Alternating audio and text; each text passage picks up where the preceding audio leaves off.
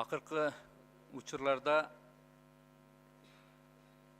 Кыргызстанда чөөлөр малдарга кол салуулар көбөйүп кетти да.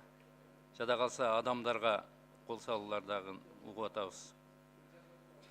2018-жылы ушу чөөлөр 25%ке көбөйүптүр. Бүгүн аябай коркунучтуу абалда турат да. Таладагы кыргоол, чиил, өрдөк, коён ушулардын баарын кырып бүттү. Малга азыр кол салуулар көбөйдү. Ушу чөөлөргө мамлекет тарабынан 2000 сом бөлүнөт экен.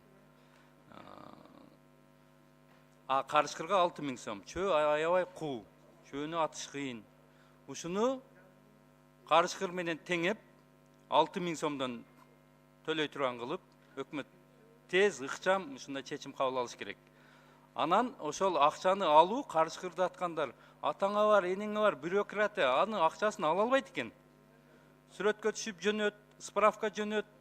Анан ушундай аңчылардын бүгүнкү күндө кызыкчылыгы жок болуп кетти. Чөөлөр бүгүн элдин арасында эмес, мына жогору жакта жашагандар айтат, резиденциянын ичинде уулуп атат. Өкмөт башчысы ошол жерде угуп аткандыр, өкмөт башчысына айтыңыз.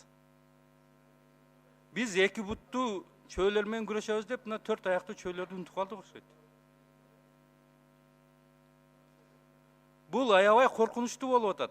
Адамдар коркуп, жүрөктөрү түшүп атат. Айылдарда уулуп, жанагы жаш бала ыйлагандай, баягы адам өлгөндө ыйлай тургандай болуп, ушундай түнү менен уулуп атышат.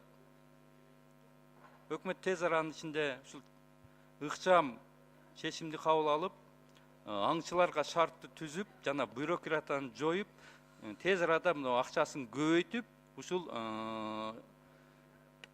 маселени чечиш керек. Антпесе эртең мына малды, элдин малы азыр бүт короодо, жайыттарга чыкканда дагы кыра башташат. Былтыркы 2018-жылы 50 миллион сомго чейин чыгым болуптур адамдардан. Мамлекет 6 миллион сом эле акча бөлгөн. Мында кичине ойлонуп туруп иш кылыш керек. Ашырбек Мойдунович, мага тез аранын ичинде жооп бериңиздер, кандай чечим кабыл аласыздар, тез аранын ичинде бул маселени чечиш керек.